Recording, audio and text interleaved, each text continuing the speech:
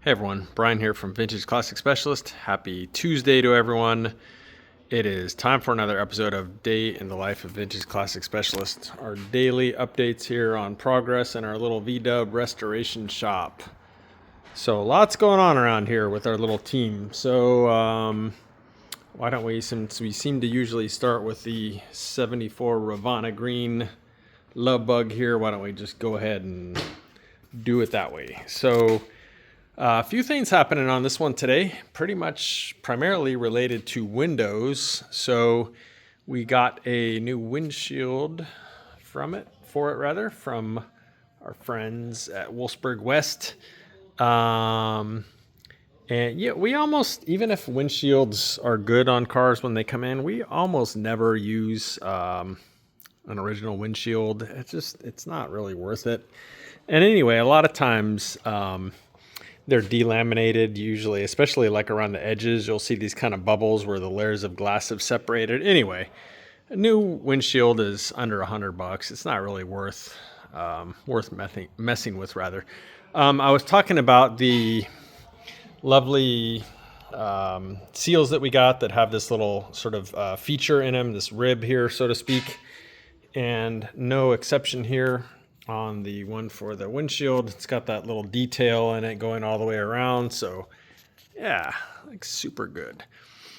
Also related to windows, finally, now that we got this outside mirror on this side, the passenger door went together. So look at that, guys. The only thing is we do have to hunt down one more of the little trim plates that go on here.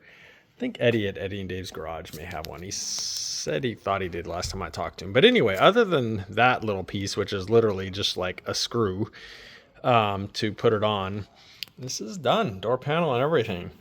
So the door panels on this car, actually, we didn't make these. These came from TMI, which of course they make correct door panels. So on a car like this where the door panels are just black and we do like to make our own door panels, but strictly speaking, if TMI ones are available in the color that's correct, which again for this car, they're a bit more correct because the patterns in them are basically like heat pressed in like the original ones versus stitching those patterns in. So it kind of depends on a case by case basis for the car, but in this case, black panels, no brainer to get them from TMI, and the quality of them is pretty high. So there you go. Anyway, so yeah, I think the interior on this car is done, except obviously putting the seats in, which the seats are all done. The seats are all upholstered. So interior wise, again, other than installing seats, is pretty much done. Another thing that happened on this one today is the speaker went in for the dash speaker, that is. So we still have to put the cover, the grill back in over here to cover that. But yeah, that went in. So we got the one that it's from our friends at Retro Sound. And the one that they normally sell for Beetles, which is, I think, maybe like 6.5 inches or something. It works on most Beetles, but on this late model one in particular, there is just so much going on the under the hood side of the dash in this area. Like the main wiring harness runs like right there, and there's tubes and stuff everywhere back there. There was no way we were going to be able to fit the one that they normally sell for Beetles there. So we ended up getting a smaller one. This one is 5.25 inches, I believe. And then we had to make an adapter, which Rafa cut out of wood and mounted it in there. So that's that. Yeah, a little bit of fabrication to get that in there, because the bigger one, the whatever it is, 6.5 inch one, they sell a mount that's, like a direct bolt-in mount, but not available for this little smaller speaker. But anyway, so yeah, that was another thing that happened today. But yeah, primarily building that door, putting the speaker in, and the windshield.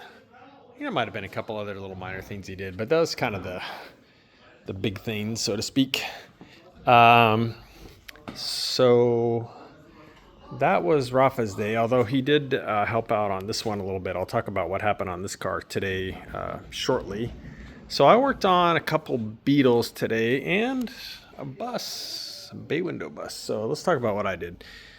First off, I went ahead and installed the vent window. So I had this vent window out. If you saw the episode the other day, I had to repress the glass to the frame because the glass was basically like coming out, and when you would try to close the vent wing, it was basically hitting the metal strip here. So put this one in with a new glass to frame seal, and then today installed that assembly in here with now if you can see here, it's a little bit dark, but yeah, the little chrome latch right here.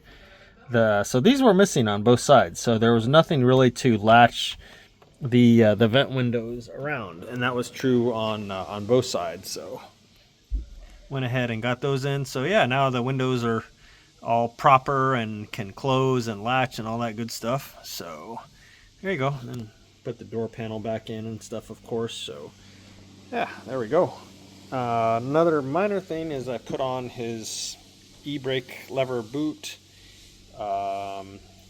So his interior also, I think, is done now. Gotta put his windows back in, but interior wise, yeah, I think, no, that's not quite true. I still got to put in his visors and rear view mirror. So, and then of course we're waiting on ceramic coating for his motor, for his exhaust. But anyway, yeah, so I did those few things on that one. This guy got a little bit of love today. I had drained the oil yesterday, so today filled up the oil. And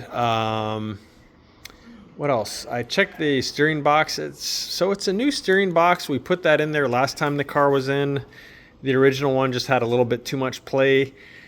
I tried to adjust the steering box to take out some play. Sometimes, although it's not, I don't know, my understanding is it's really not even meant to be an adjustment. So I'm talking about that there's a big nut with kind of like a screw going down the middle of it.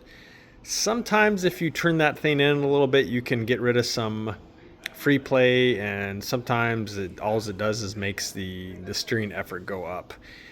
So I did turn this one in a little bit, and I don't really think it reduced the play any, but I feel like maybe it did make the steering effort go up a little bit. So I don't know. I need to drive the car a little bit anyway and see if that helped any, or if it made the steering effort too high. Sometimes the problem is if you tighten that thing in and it makes the steering effort too high, and sometimes what will happen is the car will just, like if you say make a turn or whatever, and then I don't know, say like let go of the steering wheel, the car will just keep kind of turning. Like it'll overcome the fact that the wheels try and straighten themselves out because of the caster. So you got to be kind of careful with these steering boxes. Don't go too crazy tightening that center nut on there, because you may just end up with high steering effort and no real benefit as far as getting rid of any free play in the steering wheel. But yeah, that steering box is literally only a few months old, so who knows. But yep, so a couple things on this one today, nothing too big.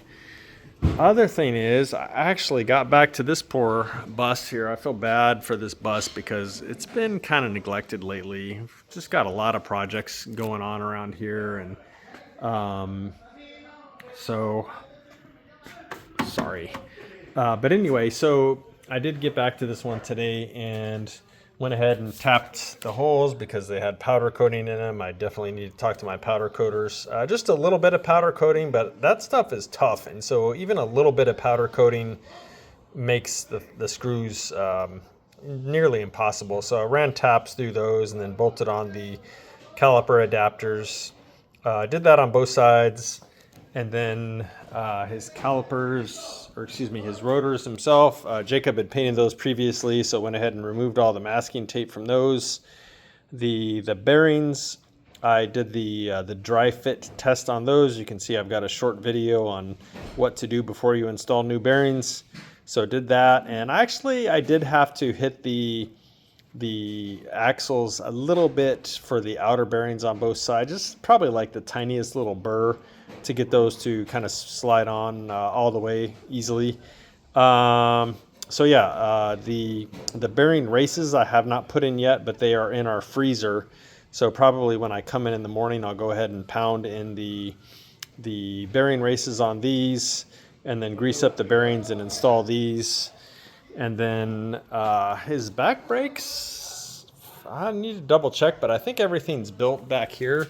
I just need to put in the stub axles and then go ahead and install the drum. So that's what's coming up next on this one. And then I think I still need to order some tie rods and stuff for the front.